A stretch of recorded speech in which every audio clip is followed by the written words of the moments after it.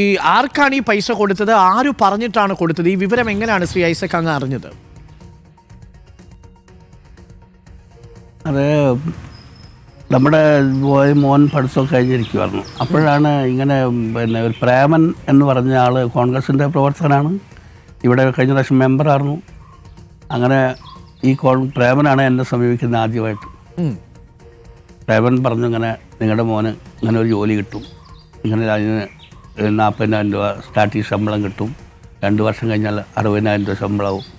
അപ്പോൾ നിങ്ങളതിന് ചെയ്യേണ്ടത് ഇത്ര മാത്രമുള്ളൂ, ചെറിയൊരു പൈസ മുടക്കണം, ഒരു 12 ലക്ഷം രൂപ നിങ്ങൾ മുടക്കണം, എങ്കിൽ നിങ്ങൾക്ക് ജോലി സ്ഥിരമായിട്ട് കിട്ടും. അത് സെൻട്രൽ ബാങ്കിലായിരിക്കും എന്നാണ് എന്നോട് പറഞ്ഞത്. സെൻട്രൽ ബാങ്കിലോ? അങ്ങനെയാണ്. അതിന് അഡ്വാൻസ് ആയിട്ട് 4 ലക്ഷം രൂപ വേണം. എന്തോ ഏത് ബാങ്കിൽ? എന്തോ സെൻട്രൽ ബാങ്കിൽ. ഓ, അതായത് സെൻട്രൽ ബാങ്കിൽ. സെൻട്രൽ ബാങ്കിൽ, അതായത് ഈ സഹകരണ ബാങ്കിൽ തന്നെയല്ലേ? അവിടെയാണ് നിയമനം കിട്ടുന്നത്. സഹകരണ അല്ല, സെൻട്രൽ ബാങ്ക്. തുടക്കം ഞാൻ പറഞ്ഞു വരുന്നത് തുടക്കത്തിൻ്റെ കാര്യമാണ്.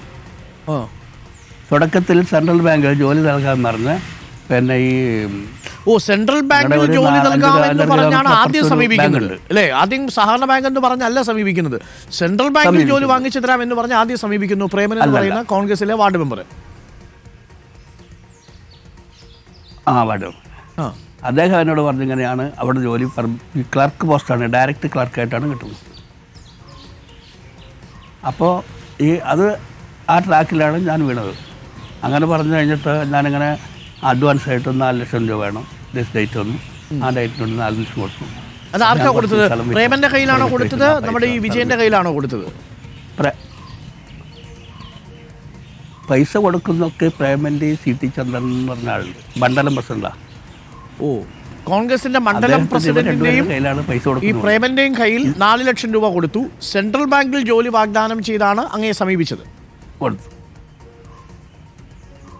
അതെ, അത് കൊടുക്കാൻ കാരണം വെച്ചാൽ ഇവർക്ക് എന്താ, ഈ സെൻട്രൽ ബാങ്കിൽ ജോലി റെഡിയാക്കി തരുന്ന ആള് മഞ്ചേരിയിലുള്ള ഒരു റഷീദ് എന്ന് പറഞ്ഞ ആളാണ്. എന്തെങ്കിലും പേര് വ്യത്യാസം കൊണ്ട് എനിക്ക് ക്ഷമിക്കണം, കാരണം 10-15 കൊല്ലായതാണ് ഇത്. ഈ സംഭവം നടക്കുന്നത് എന്നാണ് ശ്രീ റഷീദ് എന്നാണെന്ന് എനിക്ക് തോന്നുന്നു. എന്തോ ഈ പൈസ ചോദിക്കുന്നതും പൈസ കൊടുക്കുന്നതും ഒക്കെ ഏത് കാലഘട്ടത്തിലാണ്? 2013 ആദ്യം കൊടുക്കുന്നത്. എന്നിട്ട് സെൻട്രൽ ബാങ്കിൽ കിട്ടിയില്ല. 2013 4 ലക്ഷം കൊടുക്കുന്നു. പിന്നീട് എന്ത് സംഭവിച്ചു? കിട്ടിയില്ല. അല്ല, അങ്ങനെയല്ല. അപ്പോൾ 12 ലക്ഷം രൂപയ്ക്കാണ് ഞങ്ങൾ ഡീൽ ചെയ്തത്, ഉറപ്പിച്ചത്. അപ്പം നമ്മൾ 12 ലക്ഷം രൂപ കൊടുക്കുകയാണ് 2014 8ഉം 4ഉം 12, 8 ലക്ഷം കൂടി കൊണ്ടു കൊടുക്കുകയാണ് ഈ CT ചന്ദ്രൻ്റെ കയ്യിൽ. അപ്പോൾ ആ കൊടുക്കുന്നതിന് മുമ്പേ തന്നെ ഞാൻ ഇവരെ വലിയ കോണ്ടാക്ട് പരിചയമൊന്നും ഉണ്ടായിരുന്നില്ല. അപ്പോൾ ഈ NM വിജയനായിട്ട് വളരെ അടുപ്പമുള്ള ഒരാളാണ് ഞാൻ. അപ്പോൾ പോയി NM വിജയനോട് ഇങ്ങനെ ചോദിച്ചു, എന്താണ് സ്ഥിതി, കാര്യമുണ്ട്. ഐസക് കൊടുത്തോ? പ്രശ്നമല്ല, ഞാൻ അറിയുന്ന ആളാണ്, ഞാൻ കൊടുത്തതാണ്. ഈ മഞ്ചേരിയിലുള്ള ആളെ, മഞ്ചേരിയിലുള്ള റഷീദോ എന്നാണ് തോന്നുന്നു, അതിൽ കേന്ദ്രത്തിൽ എന്തോ പിടുത്തമുള്ള ഒരാളാണ്, MP ആണോ MLA ആണോ. അതായത് അന്ന് UPA സർക്കാർ, മൻമോഹൻ സിംഗ് സർക്കാർ കേന്ദ്രത്തിലുള്ളപ്പോഴാണ് ഈ നിയമനം നടത്താമെന്ന പേരിൽ മണ്ഡലം പ്രസിഡന്റായ ഈ ചന്ദ്രനും ഈ ബ്ലോക്ക് പഞ്ചായത്ത് മെമ്പറായ കക്ഷിയും പ്രേമനും കൂടി സമീപിച്ച് 12 ലക്ഷം രൂപ വാങ്ങുന്നത്.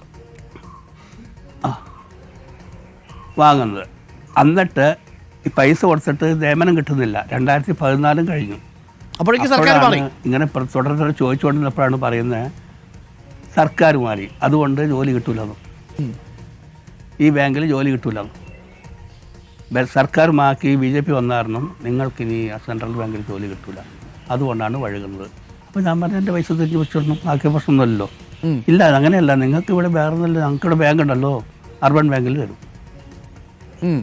അർബൻ ബാങ്കിലേക്ക് ജോലി തരും. അപ്പോൾ സെൻട്രൽ ബാങ്ക് മാറി, ഇനി നമുക്ക് അർബൻ ബാങ്കിൽ എന്തായാലും കോൺഗ്രസിന് അധികാരമുണ്ട്, നമുക്ക് അർബൻ ബാങ്കിൽ ജോലി വേണമെങ്കിൽ നോക്കാമെന്ന് പറയുന്നത് ആരാണ്? പ്രേമനാണോ പറയുന്നത്, വിജയനാണോ പറയുന്നത്, ചന്ദ്രനാണോ പറയുന്നത്?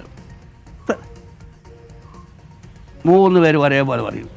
CT ചന്ദ്രനും പ്രേമനും വിജയനും കൂടെ 3 പേരും ഞാൻ കണ്ടുകൊണ്ടേയിരിക്കും. ഈ 3 പേരും പറയും ഒരേപോലെ തന്നെ ഈ അർബൻ ബാങ്ക് നമ്മുടെ ബാങ്കാണ്, നമ്മുടെ നിന്ന് പോകില്ല, നിങ്ങൾക്ക് അവിടെ. അപ്പൊ ഈ വിജയൻ അത് പറയുന്ന സമയത്ത് പാർട്ടിയുടെ പിന്തുണയുണ്ട് അവർക്ക് എന്നത് താങ്കൾക്ക് മനസ്സിലായിരുന്നോ? അങ്ങനെ ബോധ്യപ്പെട്ടതിന്റെ അടിസ്ഥാനത്തിലായിരിക്കുമല്ലോ കൊടുത്തിട്ടുണ്ടാവുക, ഒരു വ്യക്തിക്ക് കൊടുക്കാൻ സാധ്യതയില്ലല്ലോ. അല്ല, അങ്ങനെ അറിയാം, ഇയാൾ പാർട്ടി മെമ്പറാണ്. പിന്നെ എണ്ണം വെച്ചാൽ എന്നോട് കൂടെ കൊടുക്കുമ്പോൾ ഞാൻ ട്രഷററാണ്, DCCയുടെ ട്രഷറാണ്.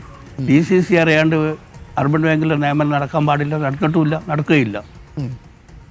അത് പറയുന്ന മുഴുവൻ ഇവർ 3 പേരുമാണ്. ആര്? CT ചന്ദ്രനും പ്രേമനും NM വിജയനും 3 പേര് കൂടിയാണ് പറയുന്നതൊക്കെ എല്ലാ കാര്യങ്ങളും കൂടെ 3 പേരും തുടർന്ന് കാണും. മനസ്സിലായി. അപ്പോൾ 3 പേരും ഇത് തന്നെ ആവർത്തിച്ചുകൊണ്ടിരിക്കും. അത് കഴിഞ്ഞ ശേഷമാണ് 2016 ഒരു ഇൻ്റർവ്യൂ വരുന്നത് ഈ അർബൻ ബാങ്കിൽ വെത്തലിൽ.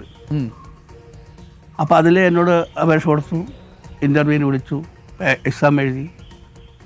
അത് കഴിഞ്ഞിട്ടും കിട്ടിയില്ല. അപ്പോൾ അത് കഴിഞ്ഞപ്പോൾ ഇവർ തുടർന്ന് ചോദിച്ചു, എന്താണ് കാരണം, കിട്ടാത്തത് എന്താണ് പ്രശ്നം, നിങ്ങൾ പറഞ്ഞല്ലോ, വാക്ക് പറഞ്ഞു ഒറ്റക്കാലം.